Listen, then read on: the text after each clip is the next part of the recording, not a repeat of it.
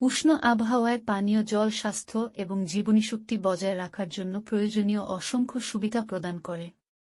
প্রথমত, হাইড্রেশন শরীরের তাপমাত্রা নিয়ন্ত্রণে সর্বাপেক্ষা গুরুত্বপূর্ণ, কারণ উষ্ণ আবহাওয়ায় বা শারীরিক পরিশ্রমের সময় ঘাম বৃদ্ধি পায়, যা শরীরকে শীতল করতে সহায়তা করে।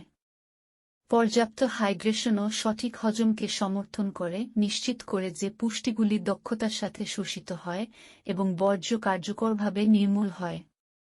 তদুপরি জয়েন্টগুলোতে তৈলাক্তকরণ, কোষে পুষ্টি ও অক্সিজেন পরিবহনের সুবিধার্থে এবং শরীর থেকে টক্সিন অপসারণে জল একটি গুরুত্বপূর্ণ ভূমিকা পালন করে। এগুলি সবই সর্বোত্তম কার্যকারিতার জন্য অত্যাবশ্যক। তদুপরি উষ্ণ আবহাওয়ায় হাইড্রেটেড থাকা ডিহাইড্রেশন প্রতিরোধে সহায়তা করে, যা ক্লান্তি, মাথা ঘোরা এবং এমনকি তাপ সম্পর্কিত অসুস্থতা যেমন তাপক্লান্তি বা হিটস্ট্রোক হতে পারে। ঘামের মাধ্যমে হারানো তরল পূরণ করে, জল খাওয়া ইলেকট্রোলাইট ভারসাম্য বজায় রাখে, কার্ডিওভাস্কুলার স্বাস্থ্যকে সমর্থন করে এবং জ্ঞানীয় কার্যকারিতা বাড়ায়। উপরন্তু, হাইড্রেটেড থাকা স্বাস্থ্যকর ত্বককে ময়েশ্চারাইজ করে এবং শুষ্কতা এবং জ্বালা হওয়ার ঝুঁকি কমিয়ে দেয়।